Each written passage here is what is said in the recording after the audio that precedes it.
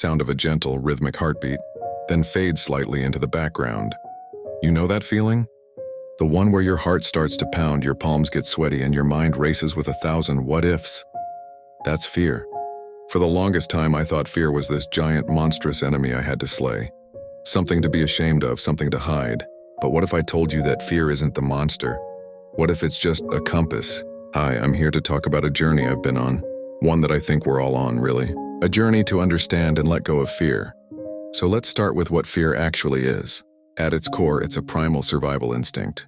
It's that internal alarm system that screams danger when you're about to step off a cliff or touch a hot stove. It's designed to keep us safe. And thank goodness for it, right? It's kept our species alive for millennia. But here's the tricky part. In our modern world, that same alarm system goes off for things that aren't life-threatening. Public speaking, asking for a raise, starting a new relationship, telling someone you love them for the first time. Our brain can't always tell the difference between a real tiger and a metaphorical one. So it triggers the same response: fight, flight, or freeze. And what do most of us do? We retreat. We stay where it's safe. This brings me to my second point, our familiar boundaries. Think of it like a circle drawn in the sand around you. Inside this circle is everything you know. Your routine, your comfort zone, your favorite Netflix shows, the job you're good at but maybe don't love. It's cozy in here, it's predictable. Fear is the guardian of this circle. Its job is to patrol the perimeter and make sure you don't step outside. Every time you think about trying something new, fear pops up and says, "Whoa, whoa, whoa. Are you sure about this?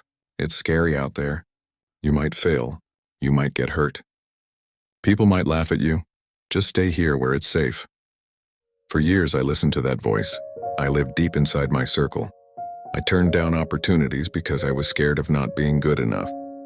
I avoided difficult conversations because I was terrified of conflict. My world was comfortable, yes, but it was also small.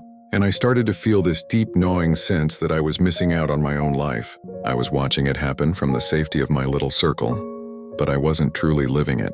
And that's when I realized something had to change. This is the crucial part, the discomfort and the breakthrough. The breakthrough doesn't happen when you eliminate fear. That's impossible.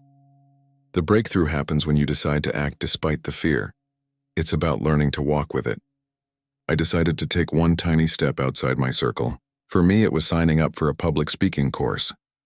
The very thought made me want to throw up. My fear was screaming at me, listing every possible way I could embarrass myself. My heart was pounding just like it would if a tiger were in the room. But this time I tried something different. Instead of running back inside my circle, I looked at my fear and said, "Okay, I hear you. Thanks for trying to protect me, but I'm doing this anyway." And let me tell you, that first class was agonizing. My voice shook, I forgot my words. I'm pretty sure I turned beet red. It was every bit as uncomfortable as my fear had promised. But then something amazing happened. I didn't die. The world didn't end. In fact, a few people came up to me afterwards and said, "That was brave." That moment was the breakthrough. It wasn't a lightning bolt from the sky. It was the quiet, profound realization that the discomfort was temporary. The feeling of empowerment, however, that feeling lasted. I had stepped outside my circle and I had survived. In fact, I felt more alive than I had in years. That one small step gave me the courage to take another, and another. Each time, fear was right there with me, holding my hand, whispering its warnings. But its voice got a little quieter each time. The circle in the sand didn't disappear, but it got bigger. My world expanded. So if you're feeling stuck, if you feel that fear is holding you back, I want you to know you're not alone. Don't try to fight the fear. Acknowledge it. Thank it for its concern. And then take one small, deliberate step into the discomfort. Feel your heart pound, let your palms sweat, and do it anyway. Because on the other side of that temporary discomfort isn't a monster.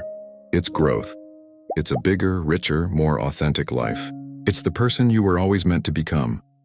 Your journey starts with that one single step. What will yours be?